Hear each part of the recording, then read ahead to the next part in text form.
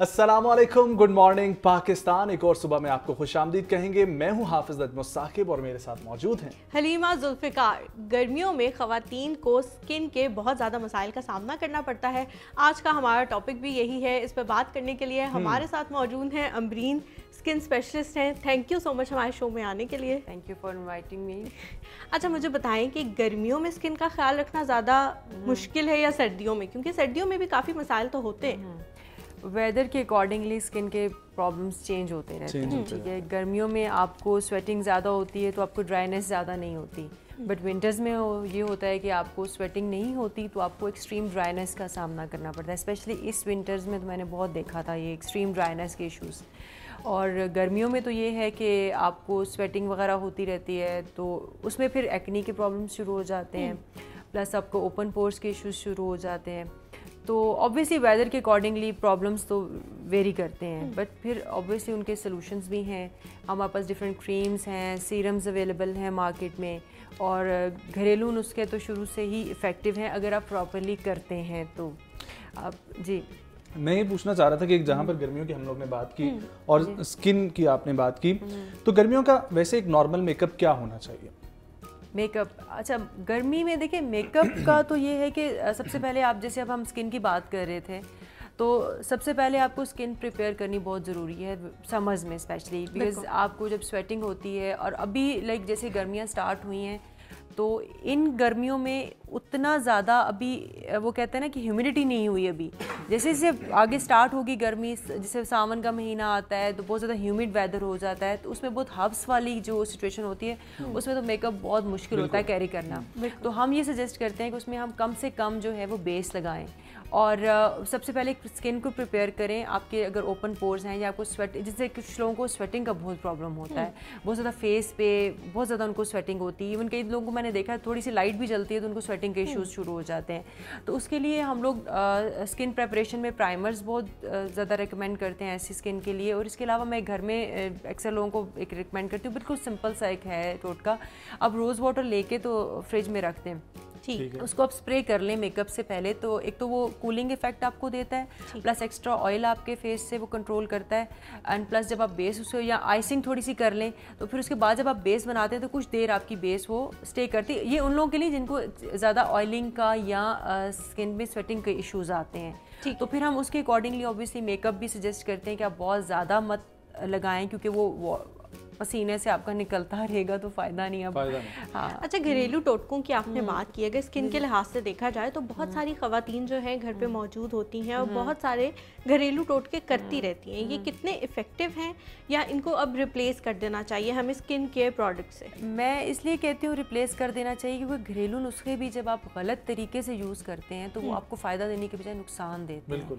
क्योंकि अब क्या होता है कि आप टीवी पे देखते हैं जी फ़लाँ ने वो टिप दी, अब आपको नहीं पता कि आपकी स्किन टाइप क्या है, आपकी स्किन पे किस किस्म के इश्यूज़ हैं। आप जस्ट सुनी, हो सकता है हाफ आपके वो इश्यूज़ हों, हाफ वो नहीं हो, तो आप क्या करते हैं कि वो टोटका अपने ऊपर अप्लाई कर लेते हैं, फिर कहते हैं हमें तो कोई फ़ायदा ही नहीं हुआ, ये देखो मुझे तो दाने उल्टा नुकसान हो गया है। तो अगर तो एग्जैक्टली वही इशू है आपको जो कि आपको बताया जा रहा है तो फिर तो आप अप्लाई करें तो डेफिनेटली वो इफेक्टिव होगा।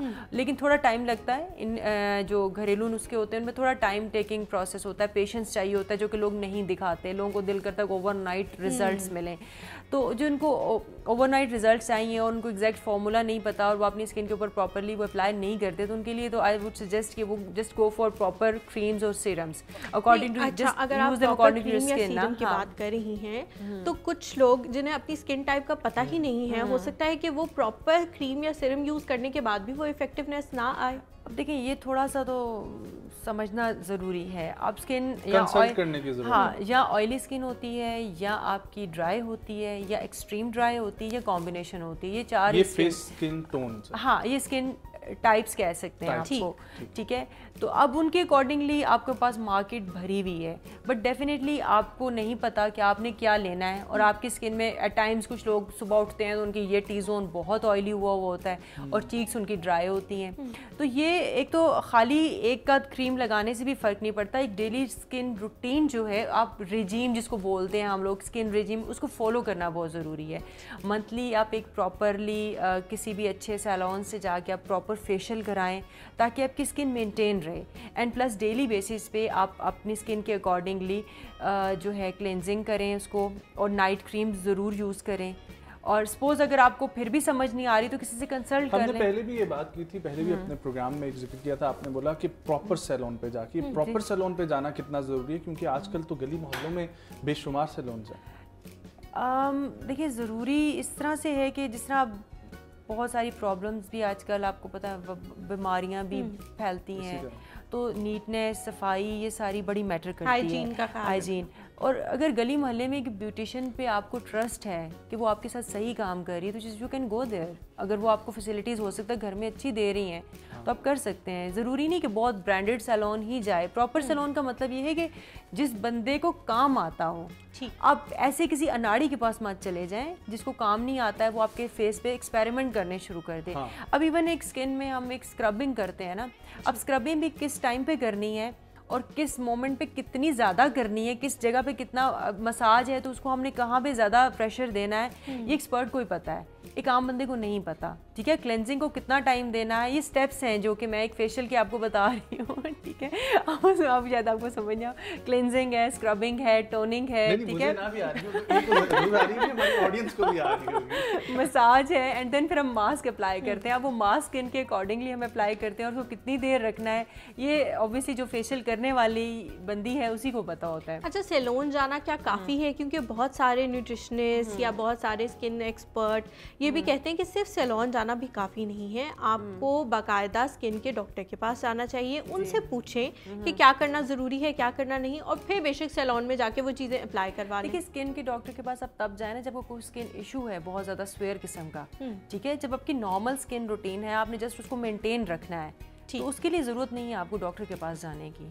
ठीक है, आप एक नॉर्मल, आपने जी आपकी स्किन नीट रहे, क्लीन रहे, फ्रेश रहे, उसके लिए खाली क्रीम्स और मेडिसिन्स ही हेल्प नहीं करती हैं। आपकी पर्सनल रूटीन, जैसे पहले बात है कि स्किन रेजिम, उसमें क्या है, आपकी प्रॉपर नींद, प्रॉपर पानी, ठीक है, और इनटेक ऐसी चीज़ों का हो जो कि आपकी स्किन में डिहाइड्रेशन ना करे आपकी स्किन को, क्योंकि जब भी स्किन ड्राई और डिहाइड्रेटेड होती है तो फिर रिंकल्स भी पड़ते हैं आपकी स्किन, और स्पेशली जब आप धूप में निकलते हैं तो भी आपकी स्किन की टोन ख़राब होना शुरू हो जाती है।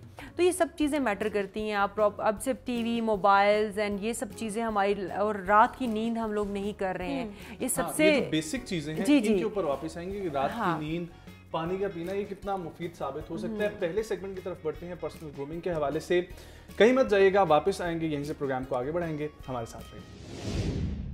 अस्सलाम वालेकुम ख्वातीन व हज़रात, गुड मॉर्निंग, सुबह बखैर। उम्मीद है आप सब खैरियत से होंगे। मैं हूं फसी मेहता, आपका होस्ट, और आज इमोशनल इंटेलिजेंस की इस सीरीज के अंदर जो हम बात कर रहे हैं, मैं आपके लिए लाया हूं एक बड़ा इंपॉर्टेंट टॉपिक। अच्छा, बात हम करते हैं कि हम अगर इमोशनली इंटेलिजेंट हों तो शायद हम रैशनल डिसीजंस लेंगे, मतलब मुतवाज़न फैसले करेंगे। अगर आप एक अच्छी मैनेजमेंट पोजीशन पे हैं अपने दायरे में, या किसी भी लेवल पे काम कर रहे हैं, घरेलू मामलात में भी या दफ्तरी मामलात के अलावा अगर आप बिलफर्ज पॉलिटिक्स में हैं या किसी और दफ्तर के अंदर कोई भी किरदार अदा कर रहे हैं, आपको एक चीज़ का सामना लाजमी करना पड़ेगा, क्योंकि ये नॉर्मल है, ह्यूमन से इंटरेक्ट करें। वो क्या है? कॉन्फ्लिक्ट्स, तनाज़ो। आपका किसी ना किसी आइडिया पे, किसी बिलीफ पे किसी के साथ तकरार हो सकता है। लाजमी नहीं है कि वो तकरार कोई इस तरह का तकरार हो, वो वर्बल भी हो सकता है, वो रिटन भी हो सकता है, और वो फेस टू फेस भी हो सकता है। तो कॉन्फ्लिक्ट होता क्यों है? कॉन्फ्लिक्ट इसलिए होता है क्योंकि आप जिन लोगों के साथ बैठ रहे हैं, एक एनवायरनमेंट में, एक माहौल में काम कर रहे हैं, उसमें हर शख्स अपनी एक राय रखता है, एक अपनी ओपिनियन रखता है, और लाजमी नहीं है कि सबकी आरा, सबकी ओपिनियंस एक जैसी हों, तो कॉन्फ्लिक्ट तो आते हैं। अब जो इमोशनल इंटेलिजेंस है, उसका क्या तरीका है इस्तेमाल करने का कि उस कॉन्फ्लिक्ट को बेहतरीन तरीके से सॉल्व करके बाहर आना। बहुत सारे लोग बहुत तरह से रिएक्ट करेंगे। अमूमन जो दो अप्रोचेज होती हैं, एक है फाइट, मैं तो जवाब दूंगा एग्रेशन से, एक है फ्लाइट, हाँ आई डोंट केयर, मैं जा रहा हूँ, छोड़ दे सिचुएशन को। दोनों गलत हैं, दोनों एक्सट्रीम्स हैं। ये रिमेंबर, याद रखें जो हमने पहले भी बात की, बैलेंस, स्ट्राइक द बैलेंस। मुतवाज़न decision, rational, logical decision will be the right decision. और वो क्या होगा? वो ये होगा कि मिसाल के तौर पे किसी ने आपको कुछ बुरा कह दिया, आपके बॉस ने कहा कि मैं आपकी परफॉर्मेंस से प्रोबेशन में खुश नहीं हूं, आप पीपल्स पर्सन नहीं है, तो मैं आपकी प्रोबेशन डबल कर रहा हूं। अब आप कहें ये क्या हो गया, आपने तो पहले नहीं कहा था, या आपने मुझे ये बताया नहीं था कि 3 महीने होगी, और या 4 महीने थी अब 6 महीने हो गई या साल हो गई। अब आपके पास 2 ऑप्शंस हैं, या तो आप उससे बहस करेंगे, तकरार करेंगे, आप छोड़ देंगे, आप कहेंगे मैंने करनी नहीं, वही मैं जा रहा हूँ, चलें आपकी मजबूरी, आपने करना है नौकरी। तो अब आप ओपन होकर बात करेंगे कि मैं ये चीज़ें हल करने को तैयार हूँ, लेकिन मैं चाहूँगा कि आप मुझे बताएं कि ये वजूहात क्या हैं, आपके साथ मैं डिस्कस करूँ, जिनकी वजह से आज आप इस फैसले पे पहुँचे। ये राय आपने जो कायम की है किसी के कहने पे की है या आपने खुद कुछ ऑब्जर्व किया है। अब आप थोड़ा सा डीप जाएंगे, हर एक का हर कॉन्फ्लिक्ट के हिसाब से एक स्टाइल होगा उस कॉन्फ्लिक्ट को हैंडल करने का। ये है इमोशनल इंटेलिजेंस। आपकी टीम मेंबर्स आपसे एग्री नहीं करते, आपने एक रिपोर्ट बनाई, आपने एक मीटिंग की, आपने कहा कि मैं चाहता हूँ कि ऐसे हो, और सबके सामने उसने खड़े होकर कह दिया कि नहीं मैं नहीं मानता।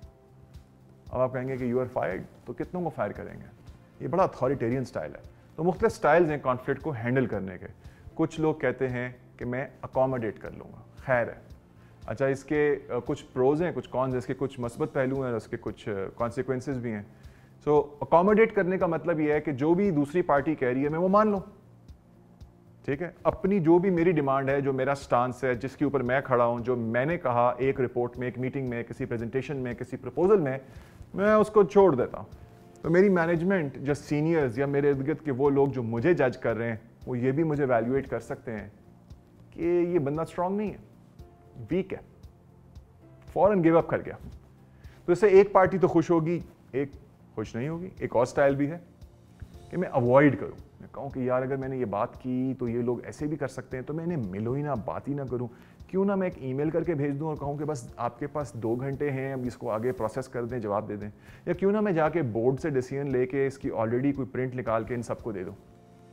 डिस्कशन में लेके ही ना जाऊं बात को, कहीं फड्डा ना हो जाए, कहीं कोई कॉन्फ्लिक्ट ना हो जाए, या कोई बात होने लगी है और हमने किसी डिसीजन पे लेना है प्रोडक्ट की प्राइस के हवाले से, या स्ट्रैटेजी बन रही है मार्केटिंग की, या हम एक फीडबैक कर रहे हैं रिव्यू कस्टमर्स का प्रोडक्ट के हवाले से किसी भी, तो मैं ना ही जाऊँ, मैं किसी और को आगे कर दूँ और मैं अवॉइड करूँ।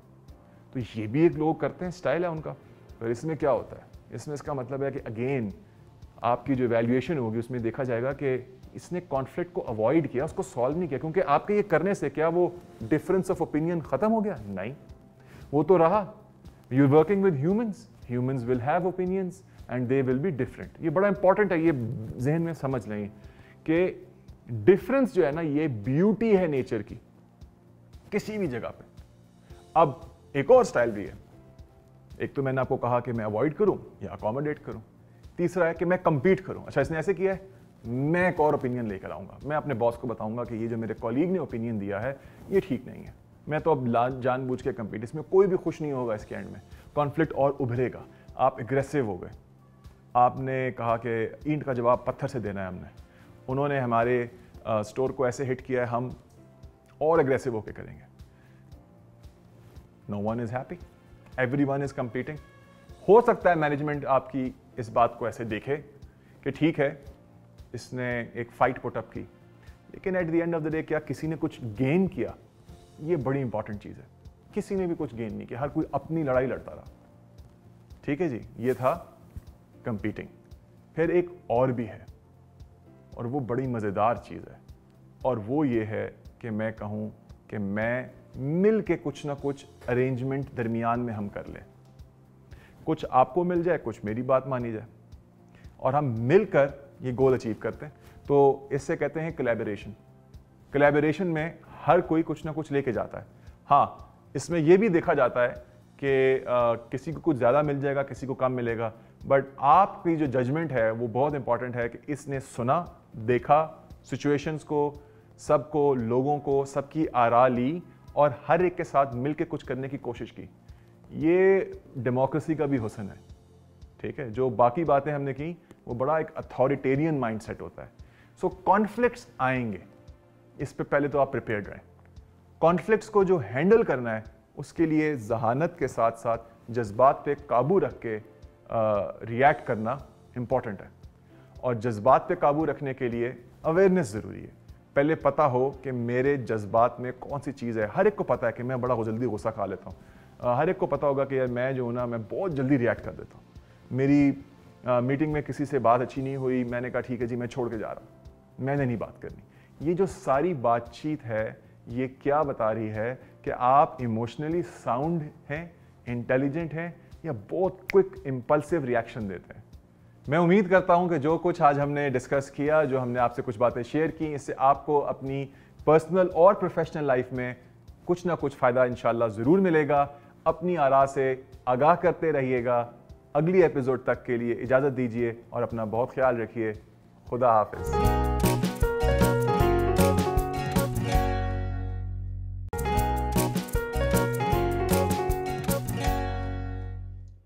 जी वेलकम बैक। आते हैं रूटीन की तरफ वापस। आप रूटीन के बारे में कही थी कि बहुत ज़्यादा ज़रूरी है, तो प्लीज़ हमारे जितने भी व्यूअर्स हैं, देखने वाले हैं, उनको बताएं कि अपनी प्रॉपर रूटीन, प्रॉपर नींद लेना कितना ज़रूरी है। देखिए 7 से 8 घंटे तो मेडिकली भी है कि आपने पूरे करने हैं, प्लस ये कि रात की नींद बहुत ज़रूरी है। हमारे यहाँ जो सबसे ज़्यादा प्रॉब्लम आ रहा है, रात सारी जागते रहते हैं हम लोग, सुबह के टाइम सोते हैं और उससे स्लीप डिसऑर्डर्स के बहुत इश्यूज होते हैं। यंग जनरेशन में क्या सबको ये प्रॉब्लम्स हो रहे हैं। और इंसोम्निया जिसको बोलते हैं, नींद नहीं आती है, फिर आप डिस्टर्ब इतने हो जाते हैं कि आपको सुबह भी नींद नहीं आती है। और जब आपको नींद नहीं आएगी तो आपकी स्किन तो कभी फ्रेश लग ही नहीं सकती है। आपको ऑब्वियसली उसमें फिर प्रॉब्लम्स फेस करने पड़ेंगे। पफिनेस बहुत ज़्यादा, एहतियात बरतने की ज़रूरत है। ऑब्वियसली वो तो आप देखें, जितना फ्रेश और जितना ऑर्गेनिक फूड खाएंगे उतना ही आपके लिए अच्छा है। फ्रेश जूसेस, फ्रूट्स, देखिए ये वो सब चीज़ें हैं जो आपकी हेल्थ को तो बनाती। जब आपकी स्किन और आइज से नज़र आता है आपकी हेल्थ, ठीक है। आपकी जब स्किन डिस्टर्ब है तो आपकी आइज में वो कहते हैं ना फ्रेशनेस नहीं है, तो ऑब्वियसली पता चलता है कि आपकी ना तो फूड अच्छा है आपका और ना आपकी सोने जागने की रूटीन ठीक है। प्लस ये लैपटॉप्स, मोबाइल्स, इनको आपको थोड़ा, गैजेट्स को भी थोड़ा अवॉइड करना चाहिए। इसका कोई लिमिटेड टाइम होना चाहिए, इससे भी आपकी बहुत ज़्यादा प्रॉब्लम हो रही है। और लैपटॉप यूज़ करने से मैंने बहुत देखा है लोगों को हाथों में ड्राइनेस के इश्यूज हो जाते हैं कंटिन्यूसली यूज़ करने से। अच्छा, आपने हाथों की बात की, समर सीजन है, सन बर्न हो जाता है, ना सिर्फ स्किन पे, फेस पे, हाथों पे, पाँव पे, उसके क्या नतीजे होते हैं, कैसे उसको कवर अप किया जा सकता है, क्या करना चाहिए लोगों को? देखिए सनबर्न का ये ना, जब एक्सट्रीम एक्सपोजर होता है सन में, या जिनका काम ऐसा है जो कि धूप में करते हैं, तो ऑब्वियसली सन ब्लॉक हम रिकमेंड करते हैं, या ऐसे आप ड्रेस पहन के बाहर निकलें कि जिसमें आपका एक्सपोजर कम से कम हो।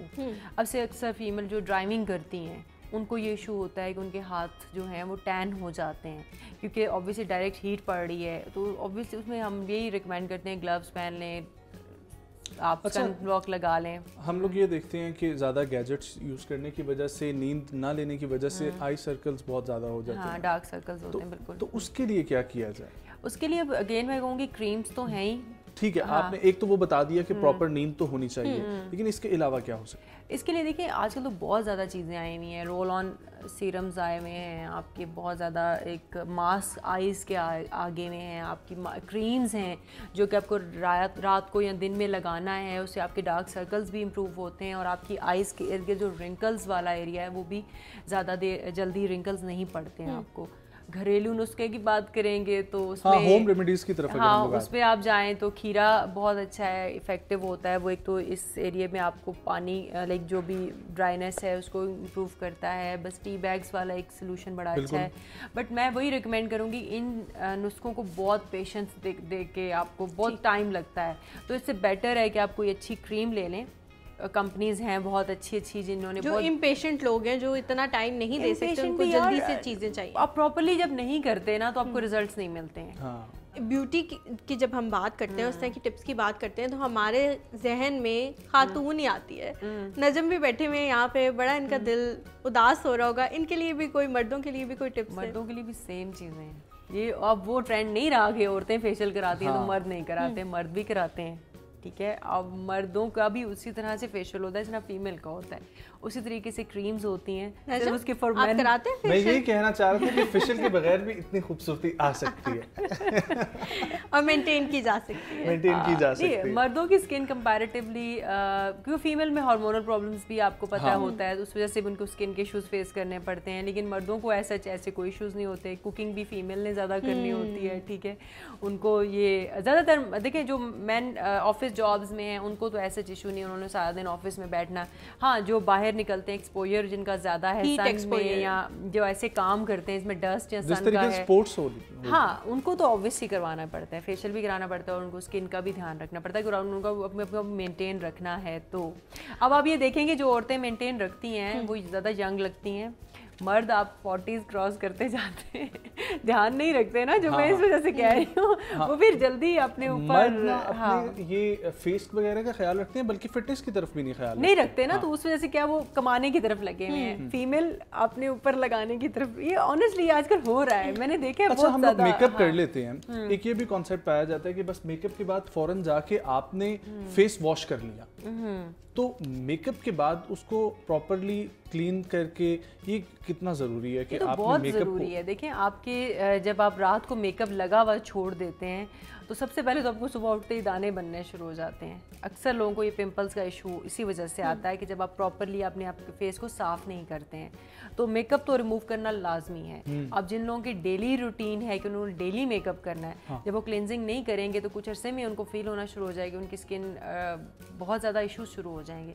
तो आप डेली इसको प्रॉपरली आप क्लेंजिंग करेंगे, प्रॉपरली आप अपने आप को रखेंगे। ये डेली रूटीन यही है ना कि आपने डेली अपनी स्किन को इतना ही नीट रखना है जितना आपसे हाथ धो के आप हाथ को समझते हैं ना कि आप हर चीज से क्लीन कर लिया आपने, इसी तरीके से फेस को भी आपने ऐसे ही क्लीन करके सोना है। और नाइट क्रीम लगा के सोएंगी तो फिर इंपॉर्टेंट चीज कह रही हैं, इसकी तरफ तवज्जो देने की जरूरत है। हाँ जी, नहीं, क्लीनिंग तो ठीक है, जरूरी है, लेकिन कुछ लोग, नजम के सवाल से मैं ये समझी कि कुछ लोग सिर्फ मुंह धो के सो जाते हैं, तो वो मुंह धोने से नहीं उतरता ना। हाँ, प्रॉपर क्लींजर से उनको मुंह धोना चाहिए, पहले साफ करना चाहिए, फिर पानी से धोएं। इवन आप देखें मेकअप रिमूवर्स होते हैं प्रॉपर, अब तो बड़े अच्छे बड़े easy to use makeup removers आ गए हैं। आप कॉटन से बस उनको लगाएं, एक दो वो उसमें ही ना आप स्ट्रोक कह लें या जिसको अप्लाई करने में आपकी कॉटन के साथ सारा मेकअप रिमूव हो के आ जाता है। आपको मेहनत भी नहीं इतनी लंबी चौड़ी करनी पड़ती। अच्छा, पुराने ज़माने में लोग जो है मलाई, अंडा, फटकरी, इस तरह की चीज़ें बहुत यूज़ किया करते थे, क्या वो इफेक्टिव थी या नहीं थी? ऑब्वियसली थी। आप देखिए जिनको ड्राइनेस का इशू है उनके लिए मलाई बहुत अच्छी है। क्रीम की सी चीज़ें लगाएं, जैसे मायोनीज बालों में लगाने से उससे बड़ी अच्छी वो सॉफ्टनेस हो जाती है। देखिए अंडा दही लगाने से बालों में उपटन वाज वेरी गुड। उपटन बहुत अच्छी एक चीज़ थी जो कि बॉडी स्क्रबिंग के लिए या स्किन को ग्लो देने के लिए, उपटन जैसी तो चीज़ आज तक कोई चीज़ नहीं आई हमारे शादी से। लेकिन लोग मेहनत नहीं करते ना, मेहनत कौन करे, इतनी एफर्ट कौन करे, उपटन को लगाना भी तो कोई आसान नहीं उसको लगा के घंटा स्क्रबिंग करते रहो और सारा उसको जिस तरीके से लगाना। फिर अगेन उसमें भी यही है कि उपटन में आपने अपनी स्किन के अकॉर्डिंगली चीज़ें मिक्स करनी होती हैं। उसमें अब अगर आपके बहुत ऑयली है तो अपने मलाई या दूध नहीं डालना उसके अंदर, ठीक है। तो ये चीज़ें फिर अकॉर्डिंगली अपना रेशो देखना पड़ता है, अपने हिसाब से मैनेज करना पड़ता है। ठीक है जी, वापस आएंगे इसी की तरफ, लेकिन जहाँ तक बात हो रही है स्किन की, वहाँ फिटनेस की बात करना भी बहुत ज़रूरी है। चलते हैं फिटनेस के सेगमेंट पे और देखते हैं कि आपको आज क्या सिखाया जा रहा है। Assalamualaikum everybody, we are back with another amazing episode of Health and Vitality. आज हम डिस्कस करेंगे एक बहुत इंपॉर्टेंट टॉपिक और वो है हेडेक, सर का दर्द। और ये बात हमें हर कोई सुनने को मिलता है। Last time I was talking to a 6-year-old जिसने मुझे कहा कि यार मेरे सर में दर्द है ना, लाइक इसको भी पता है कि सर में दर्द क्या होता है। सो सर में दर्द की मुख्तलिफ वजूहात हैं। ये मुंसलिक हैं हमारी लाइफस्टाइल से, ये मुंसलिक हैं हमारे न्यूट्रिशन से, हमारे ईटिंग हैबिट से, हमारे हाइड्रेशन हैबिट से, और इवेंचुअली हमारे माइंडसेट के ऊपर, हमारी थॉट प्रोसेस क्या चल रही है। सब पे हम बात करेंगे कलेक्टिवली कि कैसे हम अपने दिमाग को, अपने हेड एरिया को एट ईज रख सकते हैं, एट पीस रख सकते हैं। सो आज हम डिस्कस करेंगे न्यूट्रिशन के हवाले से कि हमें क्या ऐसी चीज़ें खानी चाहिए, क्या क्या अपने डाइट में इनपुट करना चाहिए जिससे हम अपने किसी भी बॉडी पार्ट में दर्द को, पर्टिकुलरली हमारे सर के दर्द को हम मिनिमाइज कर सकते हैं। सेकेंडरली पानी की कितनी अहमियत है। और सर का दर्द मेजॉरिटी 60% ऑफ द टाइम्स इसलिए होता है कि हमारी बॉडी में पानी की कमी होती है। तो पानी की कितनी अहमियत है, हम डिस्कस करेंगे कि हम न्यूट्रिशन में ऐसा क्या कर सकते हैं जिससे हम अपनी बॉडी में अपने सर के दर्द, ना सिर्फ सर के दर्द बल्कि पूरी बॉडी में मेजॉरिटी एलिमेंट्स, मेजॉरिटी बीमारियों को हम कम कर सकते हैं। हम डिस्कस करेंगे पानी की अहमियत के ऊपर, बात करेंगे कि पानी कितना अहम है हमारी बॉडी को हाइड्रेट करने के लिए और इवेंचुअली हमारे ब्रेन को हाइड्रेट रखने के लिए। हम डिस्कस करेंगे फिजिकल एक्टिविटी हमारी एंसेस्ट्रल जीन्स क्रेव करती हैं और अब फिजिकल एक्टिविटी की कमी होने की वजह से किस तरीके से हमारे ऑर्गन्स, हमारी पूरी बॉडी उस तरीके से फंक्शन नहीं कर रही जिस तरीके से it is designed to work. और सबसे अहम हमारे स्लीपिंग पैटर्न्स, हम इस पे बात करेंगे कि सोना कितना अहम है और साउंड डीप स्लीप कितनी अहम है और हम कैसे क्या चीज़ें कर सकते हैं अपने स्लीपिंग पैटर्न्स को इन्हांस करने के लिए। So stay tuned with us and we will be sharing each and every tip with you.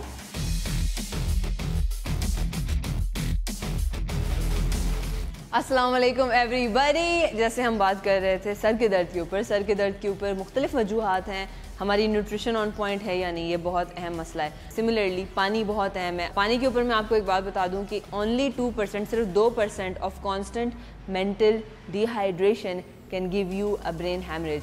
सो पानी इतना क्रिटिकल है, तो पानी का इस्तेमाल करें। मगर अगर अब सर में दर्द है तो क्या कर सकते हैं हम? सबसे बेस्ट है कि first of all breathing 77% stress और एंजाइटी को रिड्यूस करती है। मेरे साथ हैं सादिक हमें डेमॉन्स्ट्रेट करके बताएंगे कुछ ऐसी easy PG tips and tricks जिसमें आप डेली बेस पे आप उसे अपना कर आपका सर का दर्द है उसको आप काफ़ी हद तक बेहतर कर सकते हैं और हील कर सकते हैं।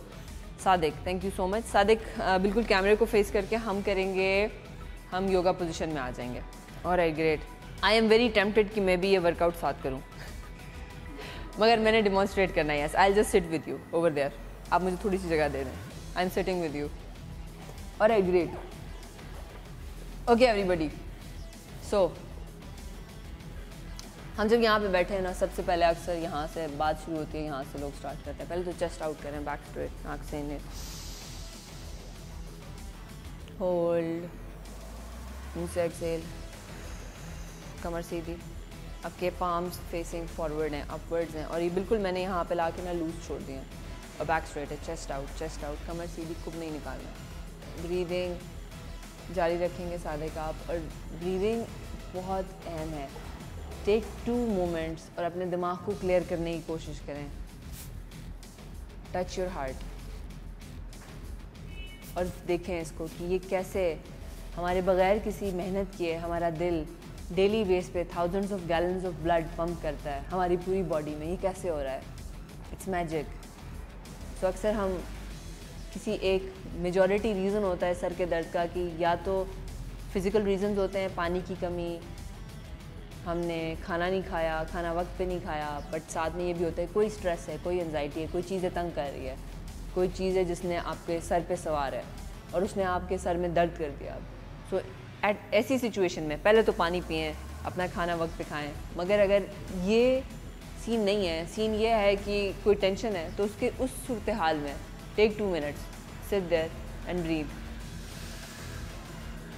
Hold, exhale. और जो नेक्स्ट हम वर्कआउट करेंगे, एक्सरसाइज करेंगे, टेक्निक है, एक स्ट्रेचिंग टेक्निक है हम अपने आसाब को थोड़ा रिलैक्स करने की। और होगा ये, let me tell you a fact, हर इंसान का जो सर होता है ना वो 4 किलो का 5 किलो का होता है ऑन एन एवरेज। इस सर का वज़न 4-5 किलो का है। आई थिंक मेरे का ज़्यादा होगा, इट्स जस्ट लाइक बिग मेरे सर का वज़न कोई 7 किलो होगा। यस, बट या हर इंसान का जो सर होता है वो कोई 4 या 5 किलो का होता है। हमने क्या करना है, और ये गर्दन है, पहले आपने देखना है और फिर उसको आपने आंखें बंद करके एग्जीक्यूट करना है। हम यहाँ पे बैठे हैं, हमने ये सारे सर का वज़न हैंग डेड करना है, जान निकाल के इस गर्दन पे हैंग करना है, मगर बहुत स्लोली, बहुत आराम से।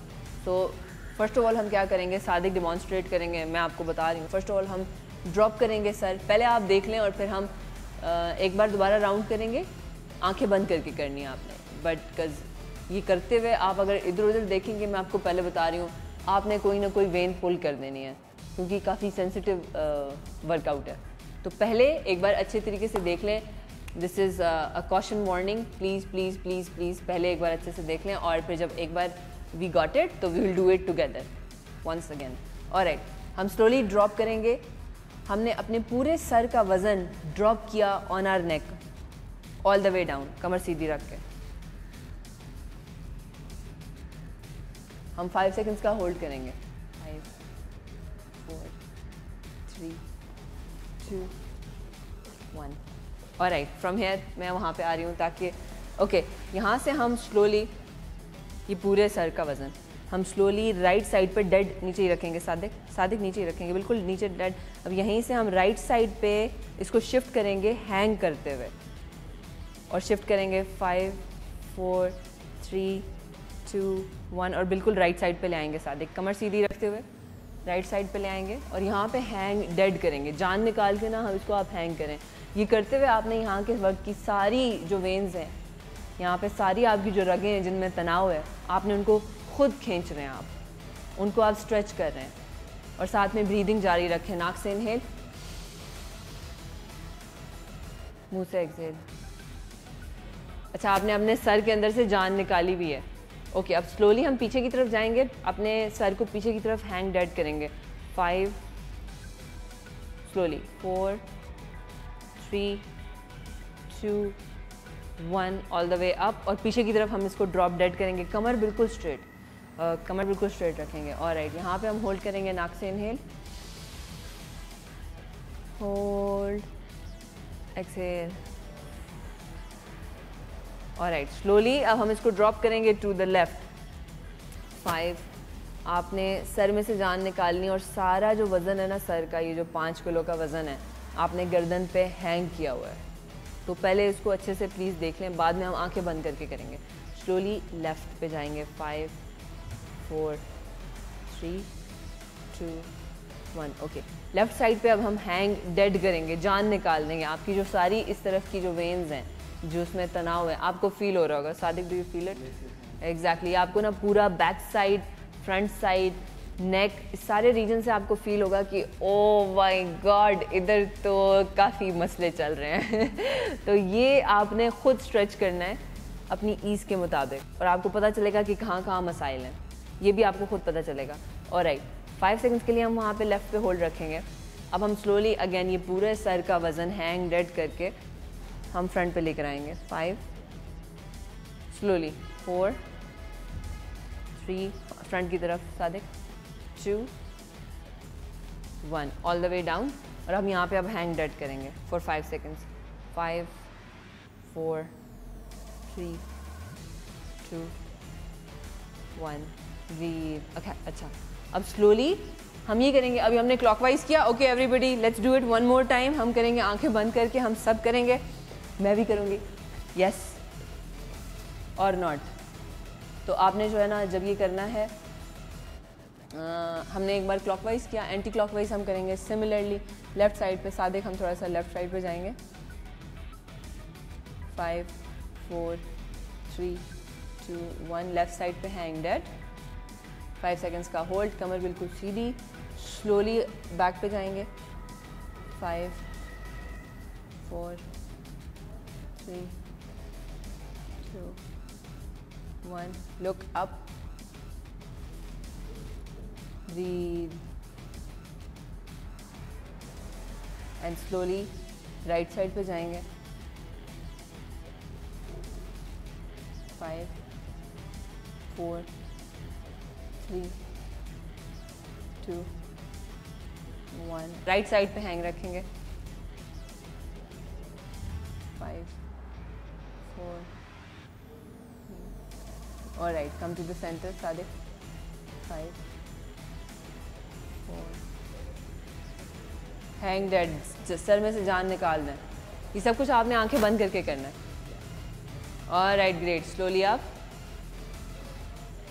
Slowly up, tilt on the right. मुझे नहीं पता आप लोगों को सादिक के फेशियल एक्सप्रेशन से पता चल रहा है नहीं, बट मुझे सादिक से ठीक ठाक जेलसी हो रही है। तो गाइज, डू इट आंखें बंद करके, अपने at the comfort of your home, and अपना ख्याल रखें, पानी ज़्यादा पिएं, और हम दोबारा मिलेंगे with another amazing episode of Health and Vitality.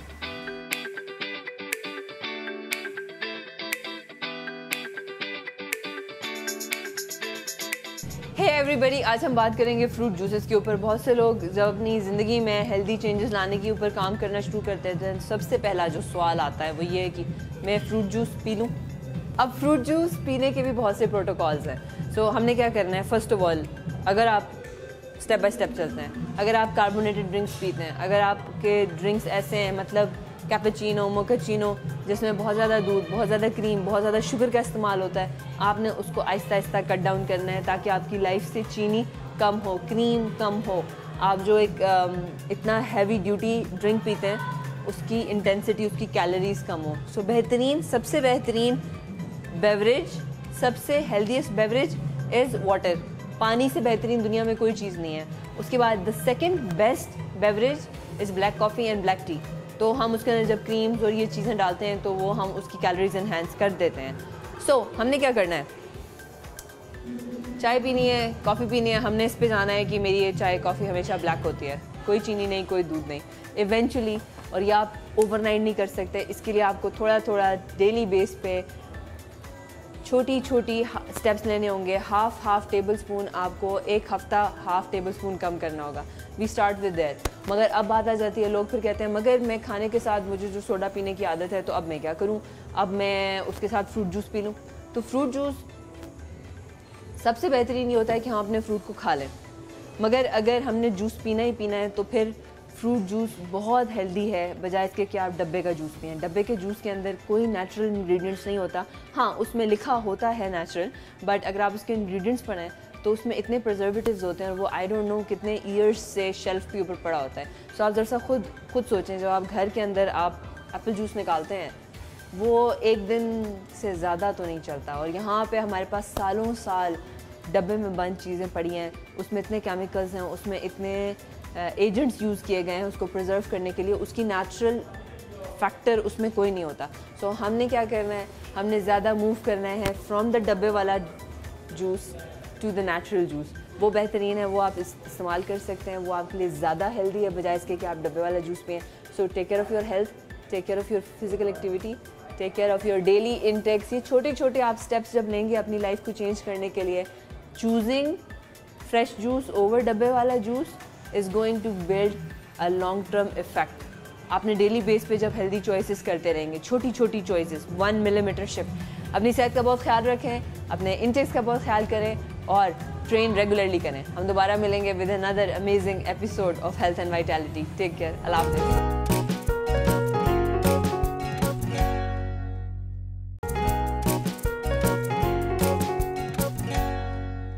एक बार फिर से आपको एक और सुबह में खुश आमदीद कहेंगे।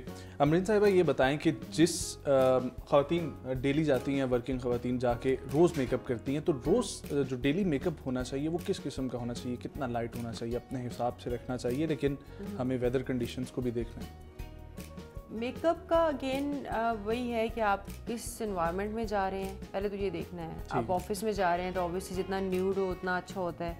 आपको नो मेकअप लुक ऑफिस में, इसके लिए अवेयरनेस की ज़रूरत है ना।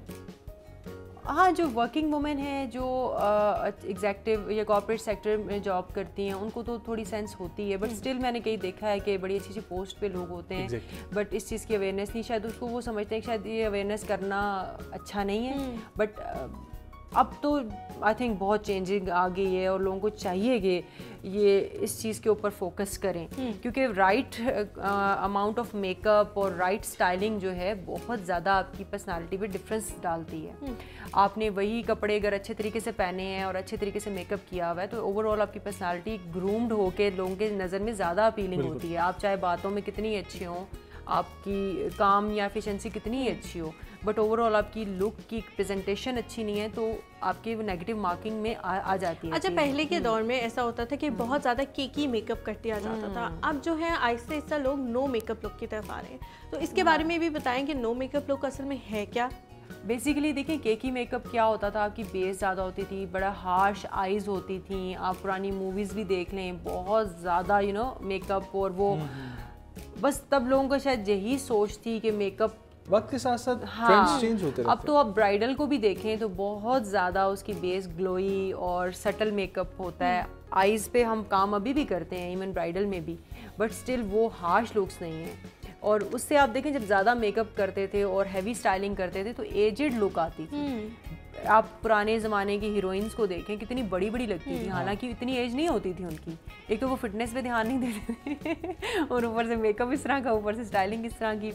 बट ये है कि अब ओवरऑल बहुत ज़्यादा ये भी होता था ना कि जब रात को बेगम साहिबा मुंह धोकर वो तो अभी भी ऐसे होता है क्योंकि बेचारे के क्या कसूर है, शादियों में बहुत सारे धोखे हो जाते हैं। नहीं, मेकअप चेंज करता है आपको, मैंने देखा है बहुत ज़्यादा। इवन आप नो मेकअप लुक में भी आप थोड़ा सा भी मेकअप करते हैं। अब नो मेकअप लुक में क्या होता है कि हम न्यूड कलर्स यूज करते हैं हम है मेकअप। आप अपनी बेस ज्यादा ओवर नहीं करते, ओवरडू नहीं करते। आप एक पूरी मुहिम चली थी ना जहेज के खिलाफ, हाँ मेकअप के खिलाफ भी ये रिश्ता देखने जब आप जाएं तो मेकअप के खिलाफ लोगों ने शादियां नहीं करनी फिर लड़की खूबसूरत ही नहीं लगेगी तो शादी कौन करेगी? क्योंकि ये लोग तो शादियां मतलब मर्द हजरात ज्यादातर खूबसूरती के पीछे ही कर लेते हैं। ऐसे ही है। देखिए प्रेजेंटेशन डज मैटर। आपको ये कहते हैं लुक्स नहीं मैटर करती हैं, तो वो गलत बात है। लुक्स मैटर करती हैं, शुरू से करती आई हैं, और आपको पहले नंबर ही लुक्स के मिलते हैं। और लुक्स आपको राइट स्टाइलिंग, राइट मेकअप से आपकी इनहैंस होती है। अच्छा, फिर मर्दों के लिए मेकअप का कॉन्सेप्ट क्यों नहीं है शुरू से?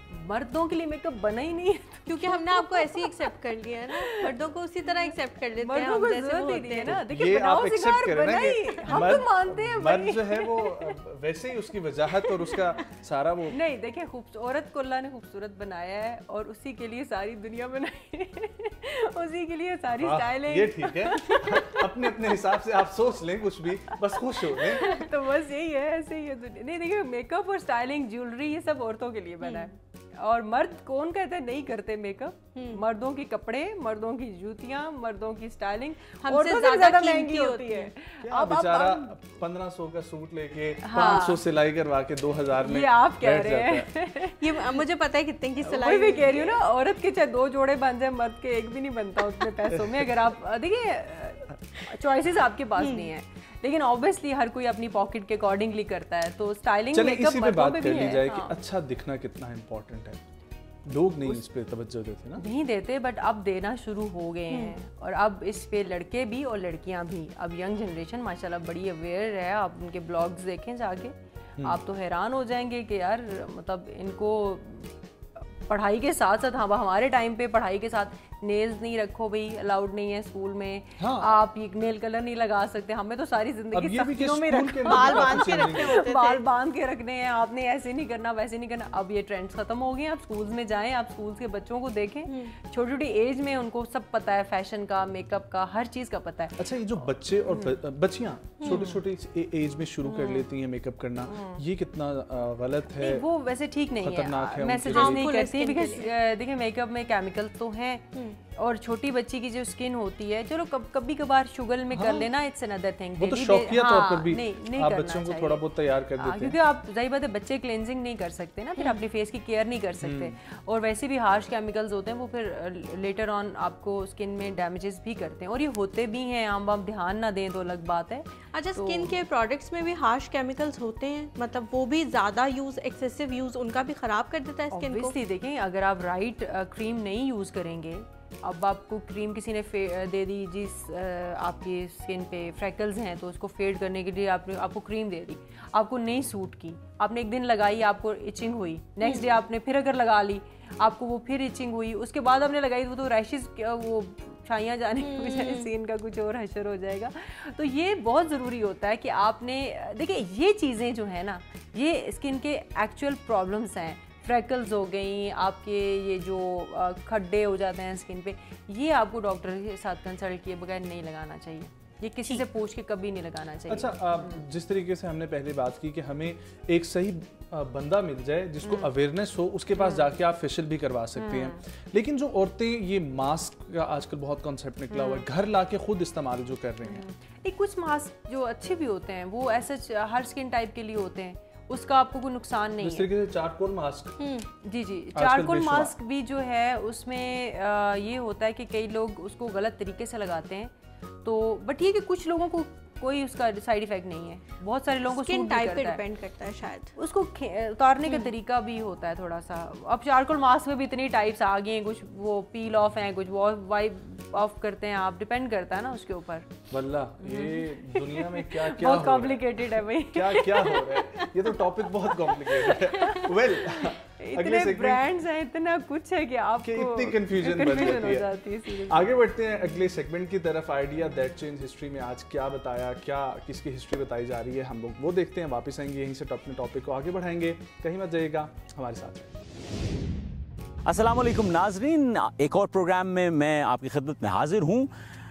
आजकल कोविड-19 है, आई एम श्योर कि आप सब महफूज होंगे। अब उसकी वैक्सीनेशंस तो बन चुकी हैं, चीन ने बना ली, अमेरिका ने बना ली, रूस ने बना ली, स्पुतनिक की बात करें, सीनो की बात करें, फाइजर की बात करें, बहुत सी वैक्सीनेशंस बन चुकी हैं। लेकिन क्या आपके जहन में कभी एक सवाल पैदा हुआ कि यार ये वैक्सीनेशन ये क्या बला है, ये कब बनी, ये कैसे बनी? क्योंकि वैक्सीनेशन एक ऐसा तरीका इलाज है जिसने इंसानी ज़िंदगियों को बहुत महफूज किया।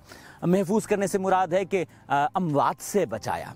अब वैक्सीनेशन की अहमियत क्या है, इसके बारे में तो मैं आपको बताऊंगा, लेकिन सबसे पहले लेट्स ट्राई टू अंडरस्टैंड कि ये वैक्सीनेशन बनी कैसे।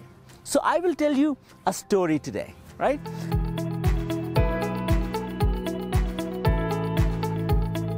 ये स्टोरी जो है, ये स्टोरी बताने से पहले मैं आपको ये बताऊं कि इंसानी तारीख ऐसी मोहलिक बीमारियों से भरी पड़ी है जिन बीमारियों की सबब इंसान जो है अपनी जान से हाथ धोता रहा।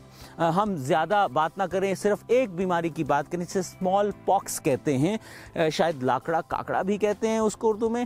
तो स्मॉल पॉक्स की वजह से मिलियंस यानी कि कई लाख अफराद अपनी जान की बाजी हार चुके हैं।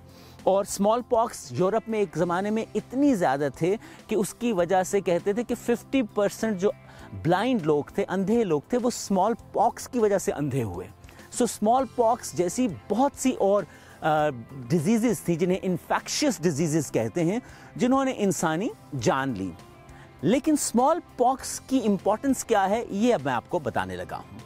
17वीं सदी ईस्वी में जब स्मॉल पॉक्स ने मिलियंस लोगों को मारना शुरू किया तो उसके इलाज के ऊपर बहुत ज़्यादा फोकस किया गया।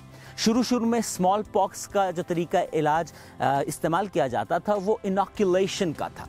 इनॉक्यूलेशन में क्या होता था, सबसे पहले तो समझिए स्मॉल पॉक्स क्या है। स्मॉल पॉक्स के आपके ब्लिस्टर्स बन जाते थे, यानी पानी से भरे हुए छाले बन जाते थे पूरे जिस्म के ऊपर, और उसकी वजह से आपका जिस्म का इम्यून सिस्टम जो है वो बिल्कुल कमज़ोर पड़ जाता था और आपकी स्किन जो है वो तबाह हो जाती थी। और उस तकलीफ़, उस दर्द और उस इम्यून सिस्टम के गिरने की वजह से कमज़ोरी और अमवात जो हैं ये उसका नतीजा निकलते थे। खैर, मैं आपको बता रहा था कि स्मॉल पॉक्स को इलाज करने का पहला तरीका जिसके ऊपर काम किया गया वो था इनॉक्यूलेशन।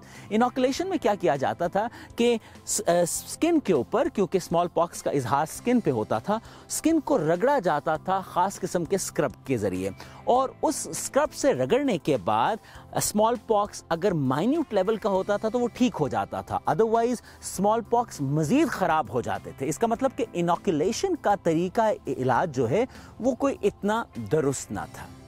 इसका मतलब है कि उस वक्त के मुआलिज ये रास्ता ढूंढने में मसरूफ़ थे कि how can we control small pox.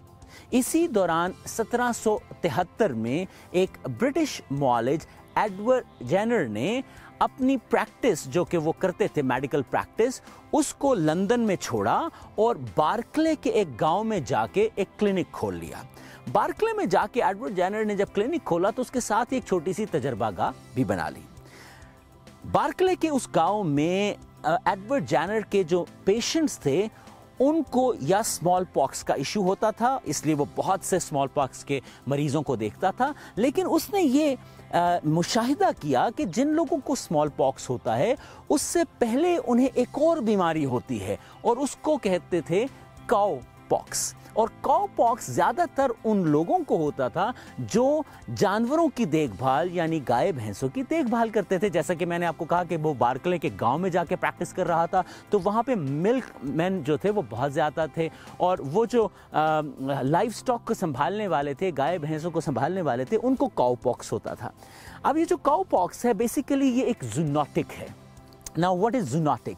Zoonotic basically वो बीमारी होती है जो जानवरों से इंसानों में मुंतकिल होती है। मिसाल के तौर पे कोविड-19 जो है ये भी एक जूनोटिक है, यानी कोविड-19 के बारे में कहा जाता है कि ये शायद एक चमगादड़ से इंसानों में आई।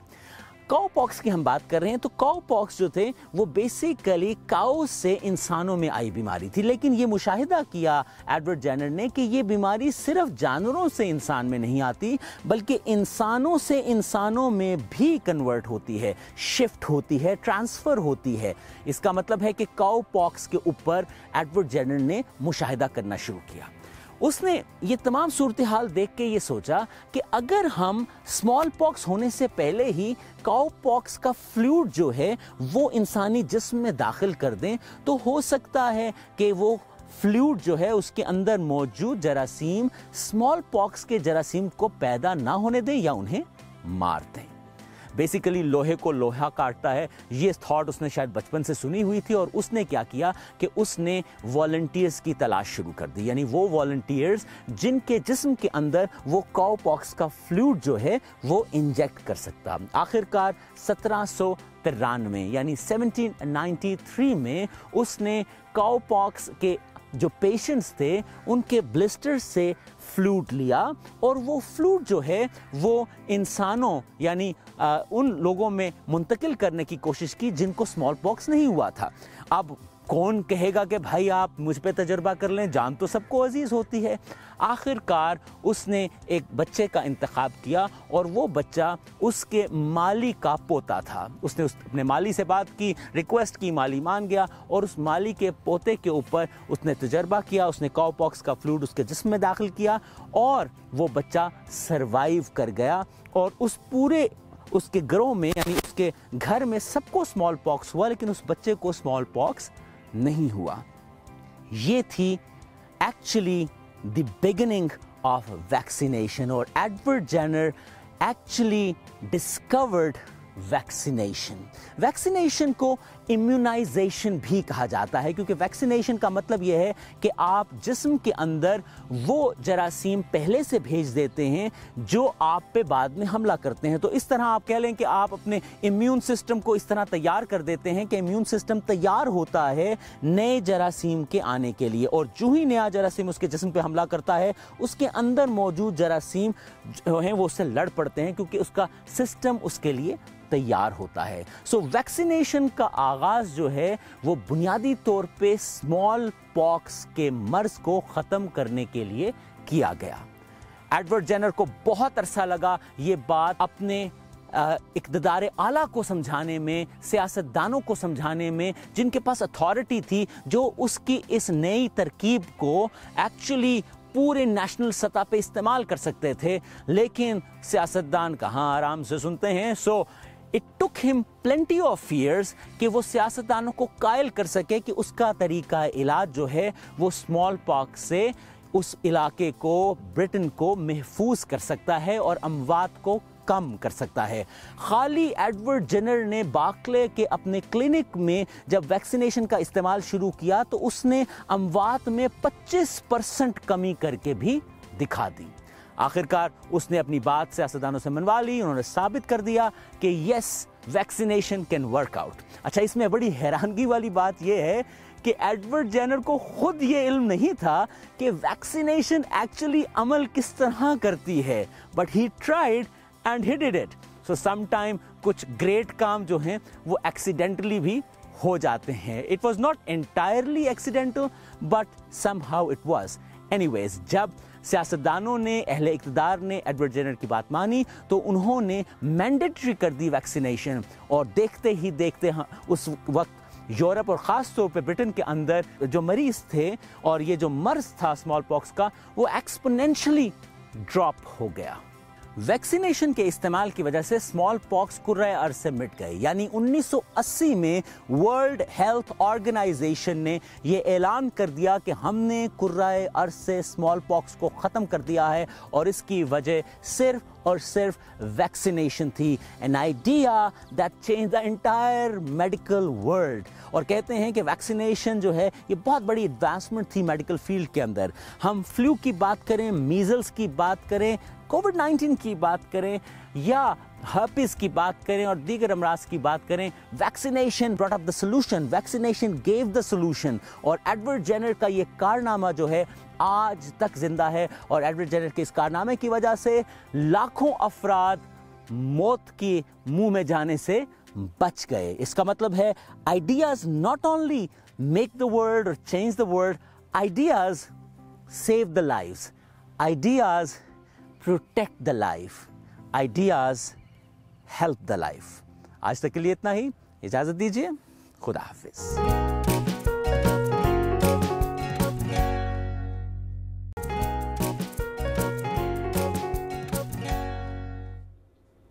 जी welcome back to the show. कुछ स्किन पे ब्राउन स्पॉट्स बन जाते हैं, हार्ड स्पॉट्स बन जाते हैं जिनको आप जितना भी ट्रीट कर लें वो नहीं जाते, उनके बारे में कोई टिप्स दें।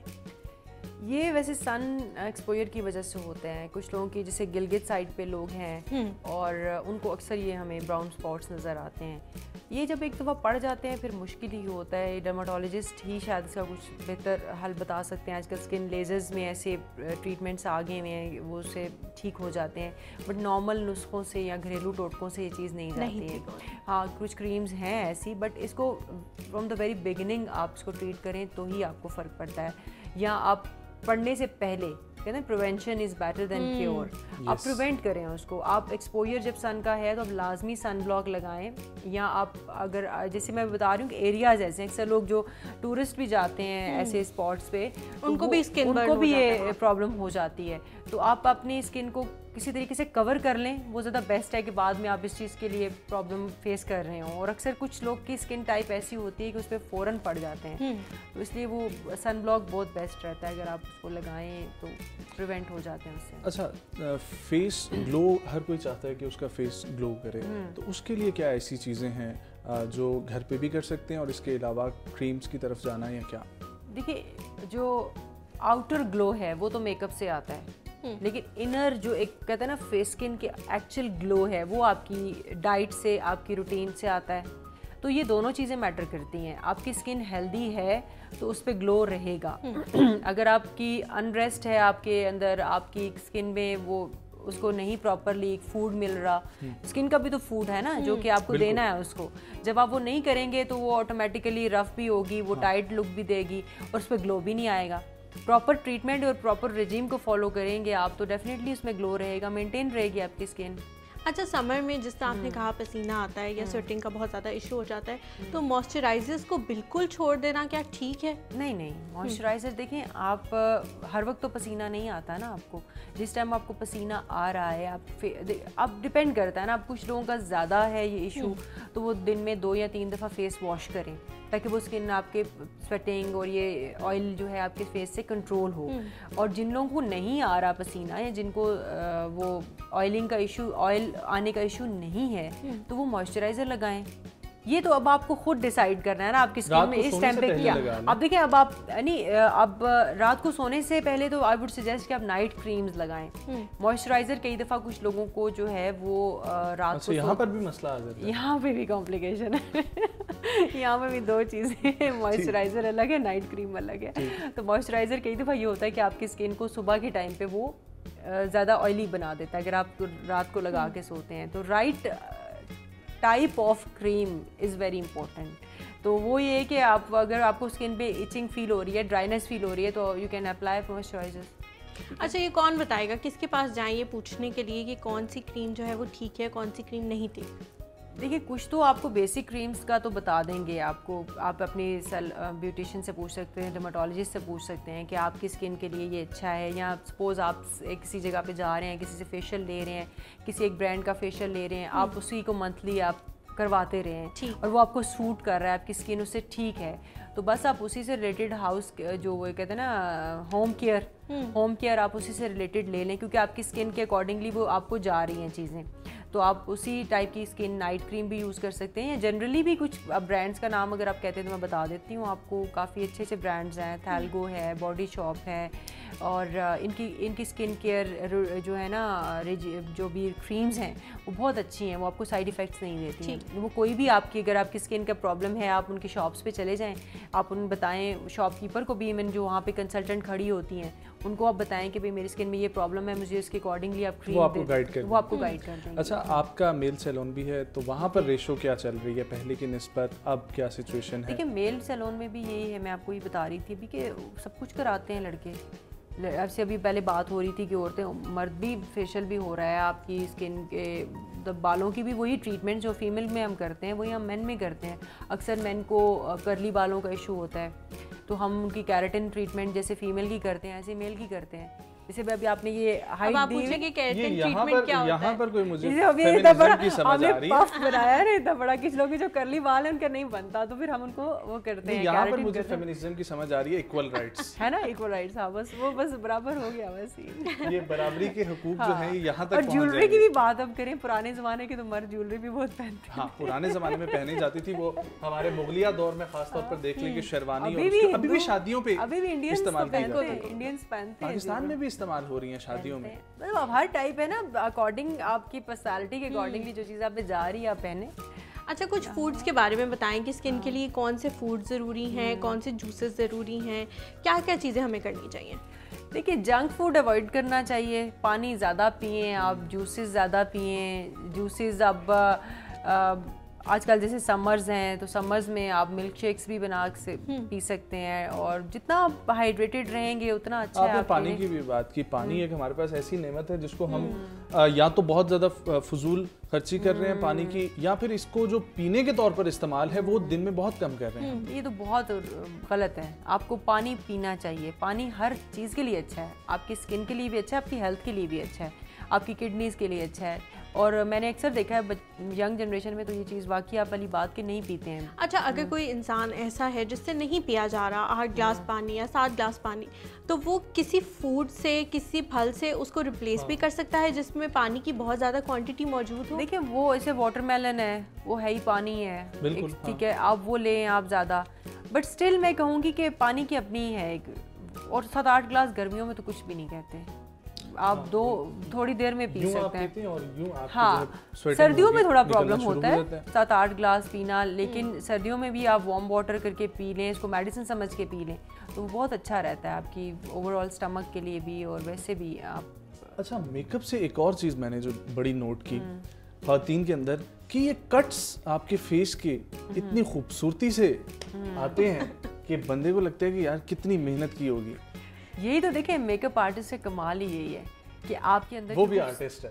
हाँ लो वही तो आर्टिस्ट है, वही क्या से क्या हो गए देखते देखते वही तो आर्टिस्ट है दुनिया में। देखें जो भी काम है मेकअप आर्टिस्ट के बगैर तो नहीं होता, कुछ भी प्रमोशन ले लें, कोई मूवी दे लें, कुछ भी कर लें, ठीक है, और आपका एग्जैक्टली आपकी लुक्स को इन्हेंस मेकअप आर्टिस्ट ही करता है। वही अगेन वही बात कि पुराना स्टाइल जो मेकअप का है, अगर आप गलत तरीके से मेकअप करेंगे तो वही आपकी शक्ल बिगड़ भी जाती है, और आपके फेस पे क्या ऐसी चीज़ अच्छी है जो कि लोगों को देखने से आप एकदम से खूबसूरत लगेंगे, ये तो फिर आर्टिस्ट का कमाल होता है। और वो कट्स ही प्रोमिनेंट करते हैं आपकी चीक, अब एक कंटोरिंग ही है, आप गलत तरीके से कर लेंगे तो वो आपकी चीज़ अच्छी लगने के बजाय आप बुरे लगना शुरू हो जाएंगे।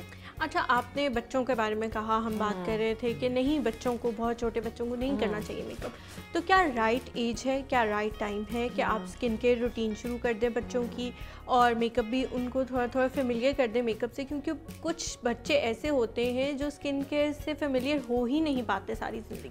स्किन केयर का तो देखें छोटे जैसे बच्चे हैं उनका भी ध्यान रखना चाहिए। अगर आपको उनको लोशन वगैरह लगाएं, मॉइस्चराइज़र लगाएं, ड्राइनेस ना हो, उनको सफाई रखें बच्चों की। कई बच्चे मैंने देखा है जूते नहीं पहनते हैं, हैंड्स वॉश नहीं करते हैं, माएँ जितना मर्जी कहती रहें, उससे फिर स्किन प्रॉब्लम्स होती हैं। हम बड़े प्यारे प्यारे पठानों के बच्चे भी देखते हैं, हमारे पंजाबियों के भी हैं बच्चे ऐसे ही हैं, खूबसूरत लग रहे होते हैं बच्चों को, प्रोडक्ट्स की क्या वाकई में ज़रूरत होती है? बिल्कुल होती है। देखें अब आप गंदे भी रहेंगे तो स्किन प्रॉब्लम्स होंगी आपको। आप अच्छा। अपनी स्किन का ख्याल रखेंगे तो आप फिर जब जैसे बच्चियां बड़ी होती हैं, टीन एज का जो ग्रुप एज है, ग्रुप को अगर हम हाँ। इस सेगमेंट के बाद डिस्कस हाँ बिल्कुल, सेगमेंट की तरफ चलते हैं। खाने की बात हो रही थी तो फूडीज़ को हम कैसे भूल सकते हैं, और फूडीज़ में आज हम देख रहे हैं सॉफ्ट ड्रिंक्स। तो वापस आते हैं और यहीं से शुरू करते हैं। सॉफ्ट ड्रिंक्स को सॉफ्ट ड्रिंक्स क्यों कहते हैं और ये इतने पॉपुलर कैसे हुए और कहाँ से आए, आज हम फाइंड आउट करेंगे। मेरा नाम हमजा काजी है और आप फूडीज़ देख रहे हैं।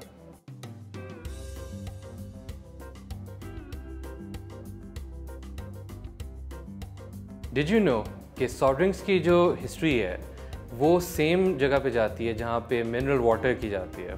इनफैक्ट एक टाइम के ऊपर सॉफ्ट ड्रिंक्स को हेल्दी ड्रिंकिंग कंसिडर किया जाता था। साइंटिस्ट ने कार्बन डाइऑक्साइड का बिहेवियर जो है इस पानी के अंदर देखा कि कैसे लाइमस्टोन के साथ रिएक्ट करके वो ड्रिंक के अंदर जो है वो बबल्स बनाती है, और ये उनको काफ़ी फैसिनेट किया।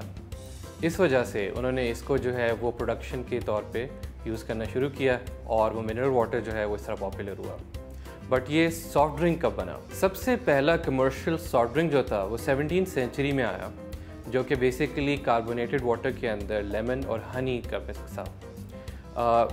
ये जो मिक्स था ये आहिस्ता आहिस्ता प्रोडक्शन में इतना पॉपुलर होता गया कि लेटर ऑन साइंटिस्ट ने इसके अंदर और फ्लेवर्स डालने की कोशिश की और इसी तरह ये सॉफ्ट ड्रिंक्स जो है वो बनना शुरू हो गए। जेकब बेज़ोलियस जो एक फार्मासिस्ट था, उसने जो है वो इस कार्बोनेटेड वाटर के अंदर डिफरेंट तरीके जो हैं वो अपनाए, जैसे कि उसने इसके अंदर फ्रूट्स का सिरप डाला, स्पाइसेस डाली, वाइन डाला, और ये कार्बोनेटेड ड्रिंक्स जो हैं इस तरह पॉपुलराइज होते गए।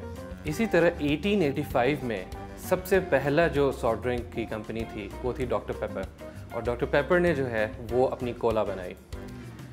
एक साल के बाद कोका कोला फॉर्म हुई और उन्होंने भी सेम जो है वो अपनी कोका कोला बनाई, जो कि ये ब्लैक फिजी ड्रिंक हम बहुत नॉर्मली ओकेजनली पीते हैं। एक और बहुत इंटरेस्टिंग ओरिजिन स्टोरी जो है वो फार ईस्ट यानी कि अरब रीजन के साथ एसोसिएटेड है, और हमारी लोकल लैंग्वेज में भी जो हम शरबत टर्म यूज़ करते हैं वही सेम जो सिरप है या फार्मूला है वो उस मिडीवल टाइम से चलता हुआ आ रहा है। इसके अंदर जो है बेसिक इंग्रेडिएंट्स लेमन और हनी थे, बट लेटर ऑन इसमें और भी फ्लेवर्स जो हैं वो ऐड किए गए।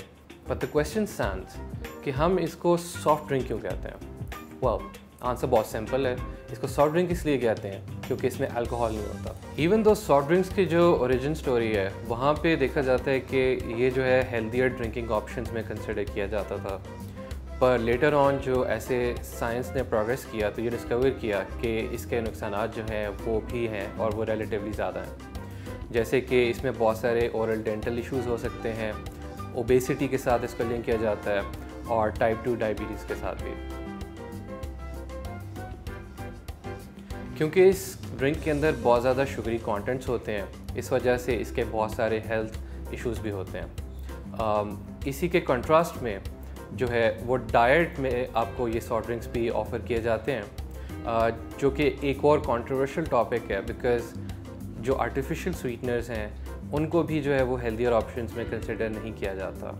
डिड यू नो कि कुछ फास्ट फूड्स के ऊपर जो आजकल हम सोडा मशीन देखते हैं वो earliest form of soft drink delivery जो थी वो थी, यानी कि इस तरह की मशीन्स बहुत ही अर्ली स्टेज के ऊपर आ गई थी, और बिफोर दे वर पैक्ड या बॉटल्ड, इससे पहले वो इसी तरह की मशीन्स ही में तैयार की जाती थी। उसके बाद जो है वो बहुत सारी पैकेजिंग ने, बॉटल्स ने और बहुत सारे जो डिफरेंट मशीन्स हैं उन्होंने इसको रिप्लेस कर दिया, और काफ़ी सारी जैसे कि वेंडर मशीन्स में जो है वो पैक्ड या टिन जो है वो ड्रिंक्स जो ऑफ़र की जाती हैं। ये जो सॉफ्ट ड्रिंक्स की बॉटलिंग है, पैकेजिंग है, या इनको जो टिन में बनाया जाता है, ये लेटर ऑन जो है वो 1950s के बाद जो है वो किया गया। तो अर्ली स्टेज के ऊपर जो है वो इसी तरह की मशीन से ही ये सॉफ्ट ड्रिंक्स जो है वो तैयार किए जाते थे, और इनमें जो है वो सिरप और पानी और जो है वो उसमें स्वीटनेस जो है वो मिक्स किए जाते थे। इन सॉफ्ट ड्रिंक्स के अंदर जो कलर्स हैं वो नेचुरली अकरिंग नहीं है, यानी कि इसके अंदर आर्टिफिशियल कलर्स डाले जाते हैं, जो कि एक और जो है वो हेल्थ कंसर्न भी कंसिडर किया जाता है कि इसमें एक और आर्टिफिशियल चीज़ जो है वो ऐड की जाती है। अच्छा, ख़तरनाक बातों की तो हमने काफ़ी सारी जो है वो डिस्कशन कर ली, मगर अगर देखा जाए तो आजकल के सोशल कल्चर के अंदर ड्रिंक्स जो हैं वो बहुत ही इम्पॉर्टेंट एस्पेक्ट हैं। आपके घर गेस्ट आते हैं तो आप उनको सॉफ्ट ड्रिंक सर्व करते हैं, आपके जो मील्स हैं, आप जब भी बाहर जाते हैं फास्ट फूड खाते हैं तो या किसी रेस्टोरेंट में खाते हैं तो आप उसके साथ सॉफ्ट ड्रिंक जो है वो ज़रूर ऑर्डर करते हैं। तो और कई दफ़ा जो है वो रेगुलर आपकी कोई भी एक्टिविटी होती है उसमें आपके साथ जो है वो ये शामिल होते हैं। तो सॉफ्ट ड्रिंक्स जो है वो हमारी लाइफ का एक बहुत ही जो है वो रिकरिंग और इम्पॉर्टेंट हिस्सा बन चुके हुए हैं रिगार्डलेस ऑफ देयर हेल्थ जो भी इश्यूज़ हैं। Well now coming to the point कि आखिर सॉफ्ट ड्रिंक्स को सॉफ्ट ड्रिंक क्यों कहते हैं। उसकी मेन रीज़न ये है कि इसके अंदर अल्कोहल नहीं होता। जिन ड्रिंक्स के अंदर अल्कोहल होता है वो हर किसी के लिए पैलेटेबल भी नहीं होता और बहुत ज़्यादा हैवी भी होता है और उसके बहुत सारे डिफरेंट इम्पैक्ट्स होते हैं, कल्चरल, रिलीजियस। इसी वजह से अल्कोहल जो है वो हर कोई प्रेफर नहीं करता और उसके अपने जो हैं वो हैज़र्ड्स भी हैं एसोसिएटेड। तो हेल्थ के रिलेटेड अगर देखा जाए तो जैसे कि इनिशली हमने बात की कि जब ये सॉफ्ट ड्रिंक्स स्टार्ट हुए थे पीने के लिए तो इनको ज़्यादा हेल्दियर ड्रिंकिंग कंसिडर किया जाता था और वो इसी वजह से कंसिडर किया जाता था। सो इसलिए इनको सॉफ्ट ड्रिंक्स कहा जाता है। जैसे कि हमने डिस्कस किया कि बहुत सारे इंटरनेशनल जो ब्रांड्स हैं वो सॉफ्ट ड्रिंक्स बनाते हैं, जैसे कि Coca Cola, doctor paper, Pepsi. इसी तरह बहुत सारे लोकलाइज ब्रांड्स भी जो हैं, वेंडर्स जो हैं वो ये ड्रिंक्स बनाते हैं और वो भी जो हैं वो काफ़ी लोकलाइज रीजन में जैसे पाकिस्तान में काफ़ी पॉपुलर हैं। सो ये बहुत इंटरेस्टिंग फैक्ट्स आज हमने सॉफ्ट ड्रिंक्स के बारे में जो है वो देखे और क्योंकि गर्मी काफ़ी हो गई है तो हम gonna finish these soft drinks right now. I will see you in the next episode. Hamza Qazi signing off. अल्लाह हाफिज़।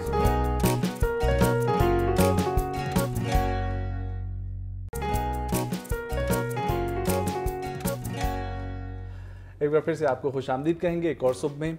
एज ग्रुप के हवाले से बात चल रही थी तो वो आप कंटिन्यू करें कि टीन एज में पहुंचने के बाद क्या होता है। टीन एज में अक्सर तो पिंपल्स का इशू हो जाता है बच्चों को, तो उसमें वही बात है कि क्लिनजिंग करनी बहुत ज़रूरी हो जाती है। आप अगर खाली आप फुल फेशियल की तरफ नहीं लेके जाते बच्चों को, जाहिर बात इतनी एज में ज़रूरत नहीं है, तो आप उनके घर में भी कोई अच्छा क्लिनजर ले दें ताकि वो रात को थोड़ा अपनी स्किन को साफ़ करके सोएं। बहुत ऑयली हर वक्त बच्चे ऐसे, अब देखें ये तो कोई नहीं कहता ना कि स्वेटिंग हो रही है तो स्वेटिंग होती रहे, ऑयलिंग हो रही है फेस पे आ रही है तो बस बच्चे हैं तो उनको कोई ध्यान ना रखें, ऐसा नहीं है।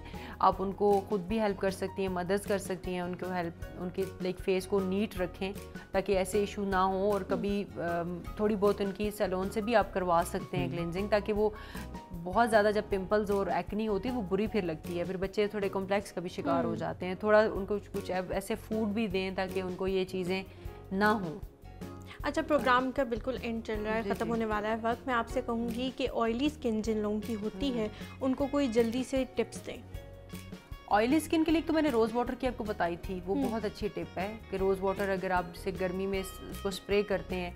और इसके अलावा अच्छा, ये मेल भी यूज़ कर सकते हैं क्योंकि आपने कहा था ना मेकअप से पहले, तो वो वैसे भी आपको अगर थोड़ी स्वेटिंग ज़्यादा इशू है, आप ये स्प्रे दिन में जितनी दफ़ा मर्जी करें करके थोड़ा फेस को थोड़ा साफ करेंगे, आपको खुद फील होगा, एक तो रिफ्रेशिंग फीलिंग आएगी आपको, प्लस आपको कूलनेस होती है ना, हाँ, आपकी स्किन से ऑयल भी कम होगा और स्वेटिंग भी कम होगी। आपको फ्रिज में पड़ा होगा, ठंडा होगा, वैसे हम आइसिंग रिकमेंड करते हैं। आइसिंग करना थोड़ा मुश्किल लगता है लोगों को, तो स्प्रे तो 2 सेकंड में आपका हो जाता है। आपको कितनी देर लगती है? और अच्छा, अगर इंसान आइसिंग भी करे तो कितनी देर के लिए करनी चाहिए? क्योंकि रिंकल्स के लिए भी कहते हैं कि आइसिंग करनी बहुत ज़रूरी है। आइसिंग थोड़ी देर की करनी थोड़ी मुश्किल होती है तो लोग थोड़ा अवॉइड करते हैं, बट ये 5 मिनट्स काफ़ी हो जाते हैं। आपके पोर्स जो ओपन हो रहे होते हैं वो भी, कई लोगों को ओपन पोर्स का प्रॉब्लम होता है, वही ज़्यादा ऑयल भी प्रोड्यूस करते हैं और वो थोड़ा स्किन पे अच्छे भी नहीं। लेकिन ओपन पोर्स का प्रॉब्लम सिर्फ फेस पे नहीं होता, कभी कभी टांगों पे भी होता है, बाजुओं पे भी होता है, तो उसके लिए भी आइसिंग क्या ठीक है, रिकमेंडेड है? वो ओपन का देखिए वो होता है आपकी, अगेन वही मैं कहूँगी कि गलत तरीके से वैक्स या रेजर यूज़ करने से ये इश्यूज आते हैं, इनग्रोन हेयर हो जाते हैं। वो एक अलग एक समझने के टॉपिक है जिसके ऊपर काफ़ी बहुत शुक्रिया अमरीन साहिबा आपके वक्त के लिए। ख़वातीन हज़रात, मेकअप का इस्तेमाल करें लेकिन उसके साथ साथ अपनी स्किन की जो है केयर वो बहुत ज़रूरी है। आपको अवेयरनेस होनी चाहिए और फिर अवेयरनेस सिर्फ होनी नहीं चाहिए, उस पर इम्प्लीमेंटेशन भी बहुत ज़्यादा ज़रूरी है। एक नए गेस्ट के साथ, एक नए टॉपिक के साथ आपके साथ मौजूद होंगे एक और सुबह में फिर। तब तक के लिए अल्लाह हाफ़िज़।